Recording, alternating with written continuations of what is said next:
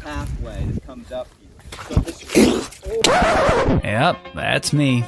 You're probably wondering how I ended up in this situation.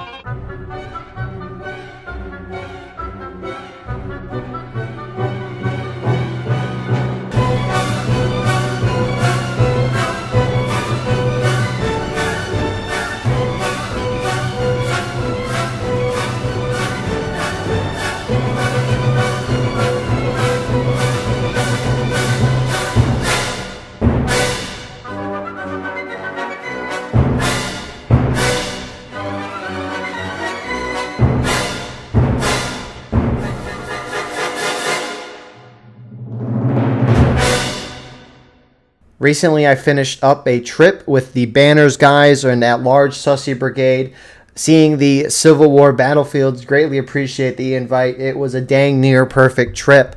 But outside of that, for this year's recording, I used a chest phone mount to record everything, unlike last year on the IVB trip where I recorded everything by holding my phone in my hand.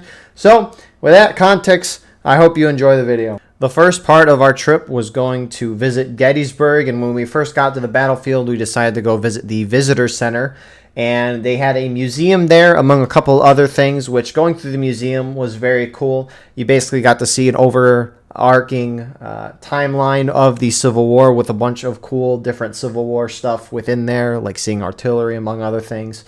And I will note, they had a little mini-map of the Gettysburg fight where all the units were.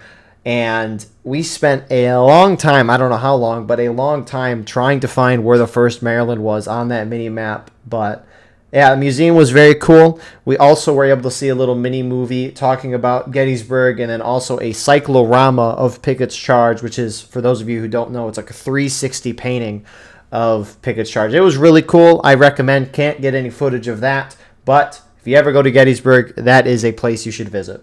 At this point, our whole group wasn't here yet, so we decided to go visit a lesser-known part of the battlefield called East Cavalry Field. Lee sent some cavalry to flank behind the Union lines on the 3rd day, but Union cavalry was there to stop it, so it was cool to overlook the field where that little cavalry engagement happened. And then afterward, we saw the Custer Monument here, dedicated to Michigan cavalrymen who fought very bravely here on East Cavalry Field, which was, again, very cool to see. And to start off our next day, we got a tour of the Seminary Ridge Cupola, which I didn't even realize we were touring this until we got up into the building, which surreal to see, but it's a really nice vantage point. You can see a lot of the battlefield. Sure, there are trees there, but they weren't there historically in the battle, and if they were there, they weren't as tall. Moving from that, we went up to the initial position where the CSA were pushing through on McPherson's Ridge, walked down a little path, and got to see a little creek, which I didn't know was there. And from there, we went and saw the Reynolds Monument where he was shot at, and then overlooked the railroad cut. Heading further north, we went to Oak Hill to see the Eternal Flame, which was an eternal flame, and you could overview from this position a lot of the area, Oak Ridge, Gettysburg, McPherson's Ridge as well. And we also saw plenty of battery here. Going a little south there, we got onto the Oak Ridge observant point, and we were able to see the north side of the town. Eventually, you could turn and see where we were just at Oak Hill, and then eventually see McPherson's Ridge. So, again, nice vantage point just from a different angle.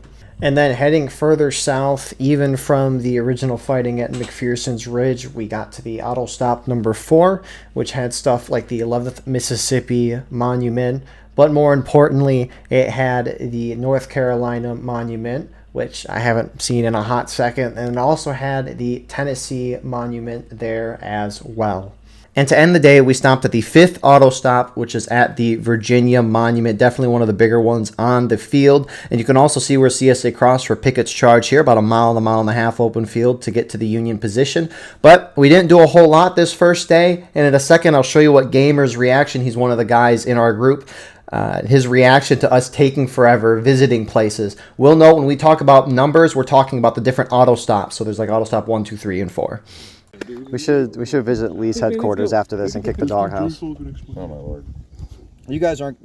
I thought you had already visited Lee's headquarters. I thought you went to everything up here. We waved. You're telling you missed some of these things. You go up to Benner's Hill at least.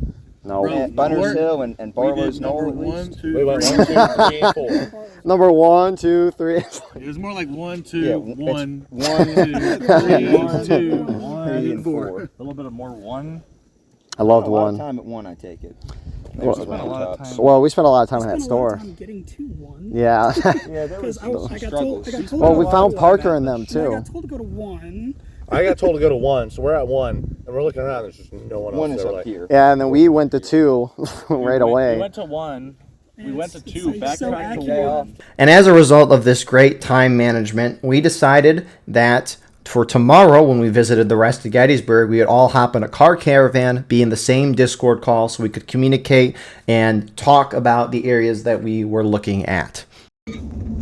Oh shit. We did that. We did. We did that. And to start off this next day, we decided to first go to the next auto stop, which was the Longstreet Observatory Tower. My goodness, this thing is tall. However, when you got to the top, you got a gorgeous view of the battlefield, seeing the center of the whole battlefield.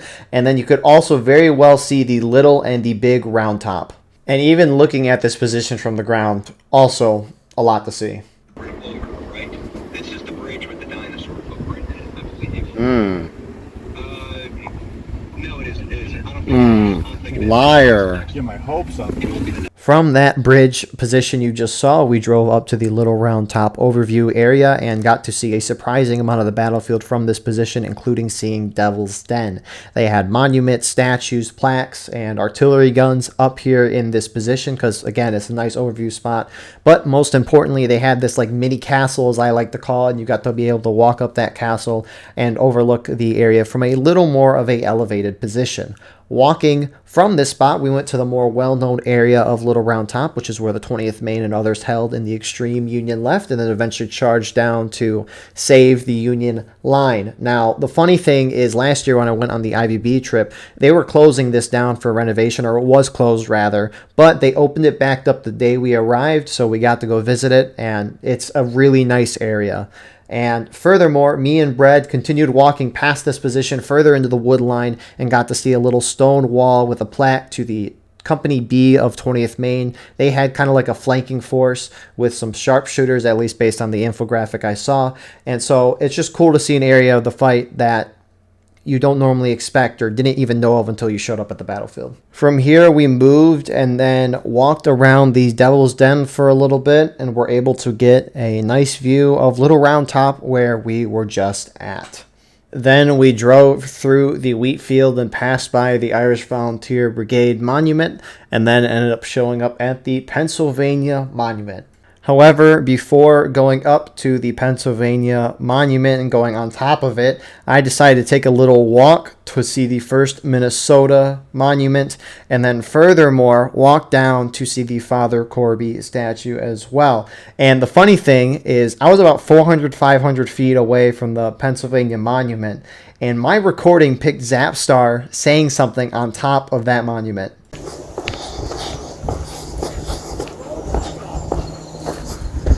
And then walking back to the Pennsylvania Monument, you're able to see it in all of its glory. And again, the cool part, you can walk up to the top of it and see areas like we're looking at Cemetery Ridge right here. And then also being able to see where we just came from as well. I don't know if this was a part of the design of this monument when they made it, or it's just a renovation, but this is awesome. And speaking of Cemetery Ridge, that is where we decided to drive next. We were able to see where Armistead got shot, the little monument in the center there. And then furthermore, we got to see the Union defensive line overlooking the Pickett's Charge Field. You could see the Virginia Monument kind of in the distance there, center of the screen. It's about a mile and a half away. It doesn't feel that long in person, but when you're marching across an open field while being shot at, I bet it feels long. We then went to Culp's Hill and... I would have told you that. That's fine. Yeah. not walk through that. And I will say, to my defense, this does not look like a creek. It just looks like normal grass. I've been debated. And that's why I didn't get so much footage of Culp's Hill. I was trying to make sure my shoe situation was okay, which thanks to Griefer for having an extra pair of new shoes for me to have. But what we were able to get captured at Culp's Hill was Green's statue, and then a couple of other things. Unfortunately, the tower wasn't open, so we weren't able to go at that. But that was essentially what we visited at Gettysburg. Now it's on to Antietam. And due to some late night shenanigans, we ended up showing up pretty late into the morning at the Antietam Visitor Park. Unfortunately, I was not able to go in the museum and watch the little video that they play beforehand, but apparently it's bad.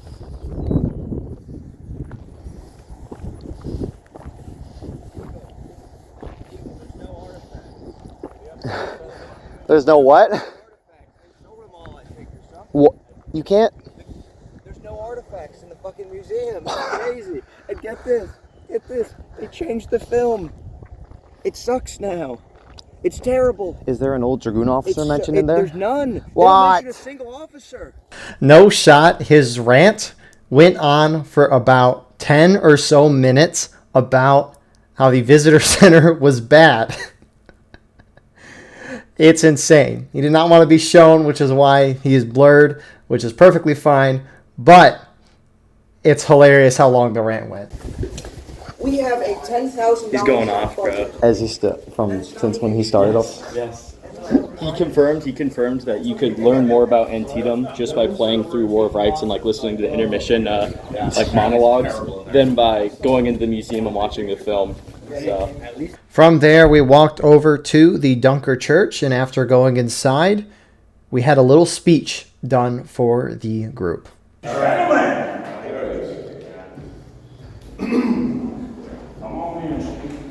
Gentlemen, we stand here gathered in what could be considered holy ground. We have each individually fought together many times in this very field. To our right, to our left, to our front, and to our rear. It looks a bit different than I remember. Thank you, Shy, for the slap on the back or the arm. I don't remember, but we eventually left the church, went outside, and it's kind of neat. There's a little campfire here behind the church, which is in-game. Just a little neat fact to see. From here, we walked through the West Woods, eventually getting over to the Hagerstown Turnpike, walked around that for a little bit, and then ended up getting back to the visitor center to get in our cars and drive around the field a little bit. And eventually, we were able to visit the Miller's Cornfield. And what would you expect? It is a cornfield unlike any other. Simply amazing. Alongside this, there was the first Texas monument, and I got footage of the Indiana monument, but it was pretty crappy footage. But from here, we drove over to the Mella Farmhouse Graveyard. And it's interesting because we went on this trip in the middle of July, and so the corn is really, really tall. But as we get into the graveyard, it looks pretty similar to in-game. However, as it says on the plaque, there is no stone wall here at the time of the battle. So why do we have it in the game? Who knows? But anyways, we walked through the Mama's Farmhouse area, got to see some like aqueduct looking things. I don't remember the exact name of it. And then as we walked from the Mama's Farmhouse to the roulette lane, a snake jump scared us out of nowhere. It was very scary. Nonetheless, we decided to push forward and visit the roulette farmhouse area. We were able to see the houses, the farmhouse, and the lane. And you'll notice that the roulette lane defensive position that the Union have, it's a lot bigger and a lot more spread out than what we have in game. And that's typically what you see out of the War of Rights maps, is they're much more condensed and squished down compared to what you see on the battlefields. It makes a lot of sense for game design because you only have a couple hundred people battling in this game versus real life where you had thousands. So regardless, after exploring the roulette house area, our group had to go back to their vehicles to drive around, but I wanted to walk to the Bloody Lane, and Brad wanted to join me, so me and Brad walked through the corn to get to the Bloody Lane, and the corn here was huge. This is so, holy crap, the corn is so tall. The gamer says that super GMO corn. Holy crap. Eventually, we were able to get out of the corn here and get into the Bloody or Sunken Lane, depending on how you want to call it. I will note that is a lot deeper in real life than what it is in game. And it's actually interesting because the snake fence that they have on the sides of the Bloody Lane, they were removed at some point after the battle, and they had photos there. I didn't pick it up on camera, but they had photos of what it was like. And just like, imagine this with no snake fence. It was really weird looking, but they eventually got it back to how it is now, and it's neat to see it in real life. So we walked down it for a little bit, eventually getting over to the Bloody Lane Tower, which you had the Maher Monument by here because the 69th New York Irish Volunteers, they fought bravely here. And then we were eventually able to go up the Bloody Lane Tower, overlook the entire battlefield, which was kind of cool because the wave of the wind was going over the corn. I just had never noticed that before. It was a little neat. And from there, we did something that has never been done before. Right there. It's not really picking up. No shot. Is it on Bloody? Oh, it's not on Bloody Lane. Just type in chat. Admin, change the Bloody Lane. Change the Bloody Lane. Oh, I don't know if it's gonna make it.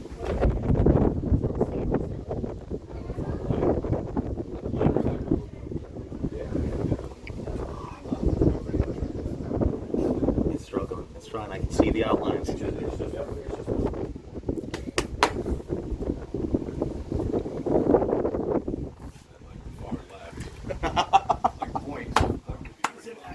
Yes. Floating into Piper Farm.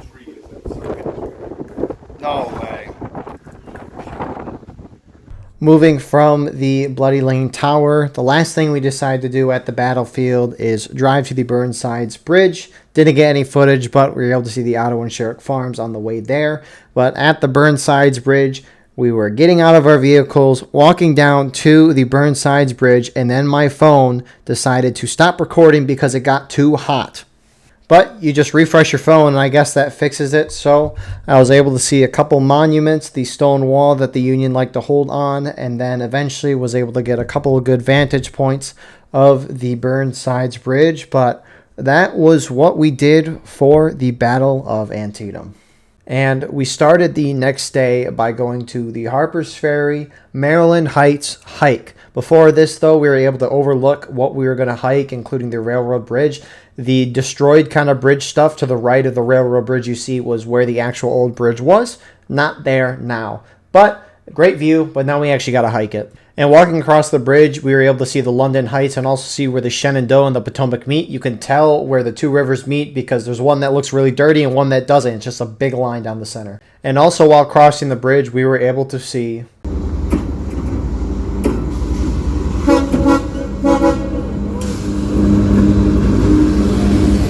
what timing.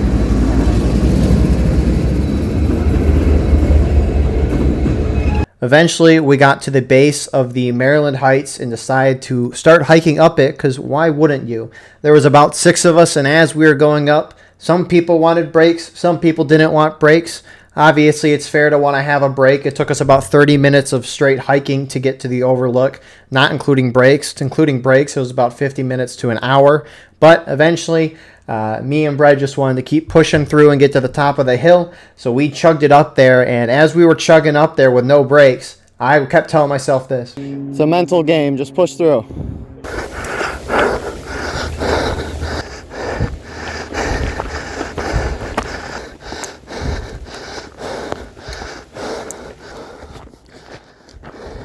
This recording's going to be great. All it's going to be is... Is this the overlook? You should send it to the devs and be like, yo, can you use this like as a sample in the game? And I'll be expecting those royalties anytime Campfire Games for those audio files. But anyways, we eventually, all 6 of us were able to get up to the overlook in our own time. And even though I've done this this is my like 3rd time, I think, doing this, this is well worth it. If you ever visit the East Coast, especially like Pennsylvania, Virginia, West Virginia, go to Harpersferry. It is well worth the hike to get to this overlook position that you're seeing now. But also the town is just phenomenal. It resembles very much what you see in game. It's probably the best like real life to in-game match. So it was really well worth the hike, and I'd recommend it to everyone. And the cherry on top of all of this was that we saw a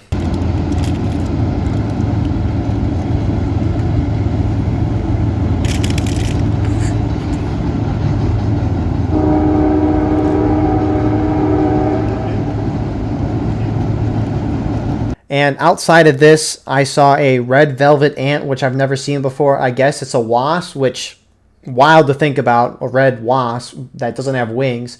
But from here, after being up here for a while, we decided to walk back down the hill and visit the town. However, because we showed up here a little after noon and we did the hike, we were so very tired and it was the last day of the trip, so we decided to not do a whole lot in the town. However, the things we did see, we saw John Brown's fort. We were able to walk up the High Street steps, which someone in the group jokingly said they're not ADA compliant. And walking up the High Street steps, we were able to go visit the church that we all know and love from in-game. But that was essentially our battlefield trip within this Sussy Brigade vacation. And as this video wraps up, I'd like to give huge thanks to everyone involved in this trip, especially Gamer and Articus, who put this whole thing together and tagged me along in this trip.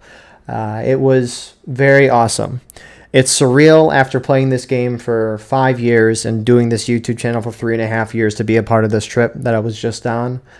Because, I mean, sure, right? I record these broadcasts, I post them on YouTube. Sure, you get YouTube numbers, interact with people, but there's just something different about being able to meet people in real life that you've known for a good amount of time. Because, I mean, on top of the Sussy Brigade guys that I met the 6 New York guys a good few times in a couple different bars. Also met Hankel from the 42nd Pennsylvania. So, I mean, it's just all surreal, super surreal. And I could not thank everyone enough for, one, making this possible, but to this group for inviting me to do these things.